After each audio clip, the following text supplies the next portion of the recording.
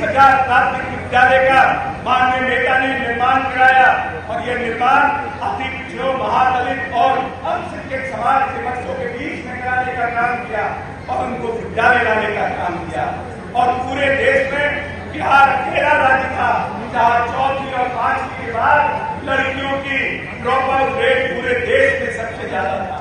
माननीय नेता ने सर्वे करा के पता किया कि क्या कारण है कि बच्चियां हमारे 4वीं और 5वीं के बाद विद्यालय छोड़ देती हैं।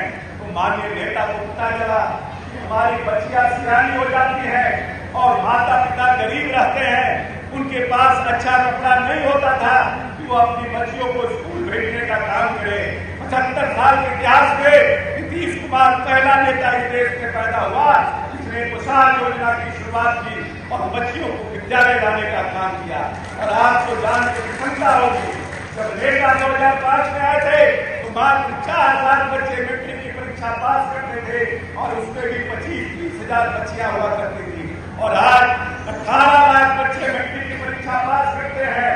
9 लाख से ज्यादा बच्चियां मैट्रिक की परीक्षा पास करने का काम कर रही है। माननीय नेता ने 10,000 रुपया मैट्रिक पर, 15,000 रुपया प्लस पर और ग्रेजुएशन करने पर 50,000 की घोषणा की और बच्चियों को विद्यालय लाने का काम किया।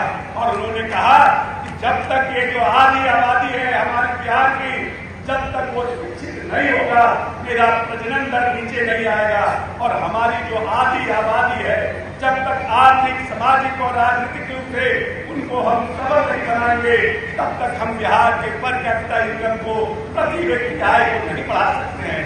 करने का काम किया। आज उपाध्यक्ष करने के बाद पहली बार आपके बीच ये आए हैं। हम इनको भी बहुत बहुत शुभकामना देते हैं, साधुवाद देते हैं और महादेव से आशीर्वाद मांगते हैं इस बैतूल की धरती से कि महादेव इनको और ताकत दे, आने वाले विधानसभा चुनाव में दोबारा पुनः जीत कर जाए।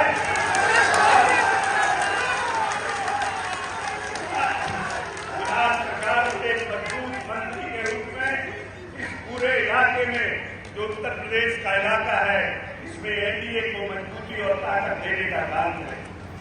साथियों, आपके प्यार और आशीर्वाद से माननीय नेता ने 2005 में बिहार की बागडोर संभालने का काम किया था और जब नेता बिहार की बागडोर संभाले थे तो यह बिहार मात्र 24,000 करोड़ के बजट का बिहार था। और अपने 20 साल के कठिन परिश्रम से, अपनी दूरदर्शिता से, अपने वित्तीय प्रबंधन से माननीय नेता ने इस बिहार को 3,18,000 करोड़ का बिहार बनाने का काम किया। इस बिहार में जो बिहार कभी लालटेन युग से गुजर रहा था, लोगों को अपना मोबाइल चार्ज कराने के लिए कहीं जनरेटर के किसी कंपनी में 10 रुपया देकर मोबाइल चार्ज कराना पड़ता था। हमको याद है कि एक जमाना था जब लोग बाजार में जनरेटर का बिजनेस करते थे और 2-2, 4-4 जनरेटर लेकर के दुकानों में लाइन देने का काम करते थे। लेकिन माननीय नेता ने न सिर्फ 20 वर्षों में इस प्रदेश की मूलभूत संरचनाओं का निर्माण किया बल्कि हर एक घर में उन्होंने बिजली पहुंचाने का काम किया। 15 में जब माननीय नेता हो, गया हो, रोहतास हो, जमुई हो, सबका इलाका नक्सलवाद से घिरा हुआ था। लेकिन माननीय नेता ने उसी पुलिस फोर्स, उसी जनता और उसी अफसर और पुलिस के माध्यम से इस बिहार को नक्सलवाद से भी खत्म करने का काम किया।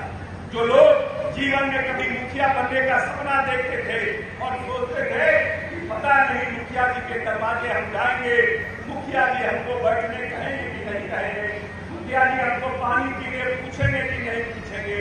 माननीय नेता ने हिंदुस्तान के इतिहास में, हिंदुस्तान के इतिहास में पहली बार अनुसूचित जाति, जनजाति, अति पिछड़ों और महिलाओं को एक अल्पत पर आरक्षण देकर एक नई राजनीतिक पीढ़ी को पैदा करने का काम किया और पूरे देश में उसमें महिलाओं, जो आधी आबादी महिलाओं की थी, उनको भी मौका देने का काम किया। आज देखिए हमारी केरल की पंचायत के अध्यक्ष बैठी है, यहाँ पर महिला होने का, आरक्षण होने का लाभ है। इस प्रदेश में बहुत सी जगह पर जिला परिषद और नगर की जो अध्यक्षा है वो महिलाएं हैं और नेता ने एक नई पीढ़ी को पैदा करने का काम किया। तो नेता बड़ा होता है, तो नेता दूरदर्शी होता है, वो योजनाओं का निर्माण करता है, उसके लिए धन की व्यवस्था करता है और उसको जमीन पर उतारने का काम करता है।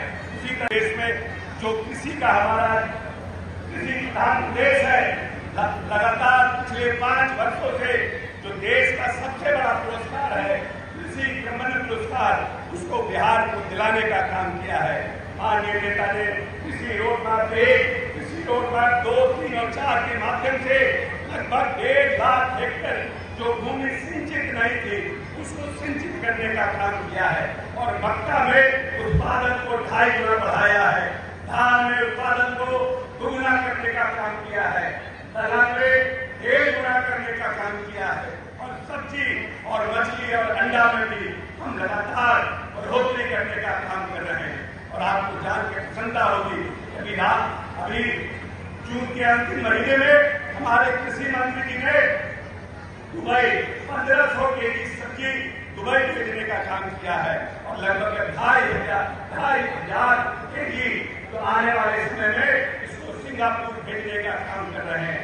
लगातार किसान भाइयों की आमदनी कैसे बढ़े, गन्ना का उत्पादन हमारा कैसे बढ़े, हम मिनिमम सपोर्ट प्राइस को कैसे आगे बढ़ाने का काम करें, धान के साथ साथ गेहूं और गेहूं के साथ साथ अब दलहन में भी MSP लागू करने का सरकार ने निर्णय किया है।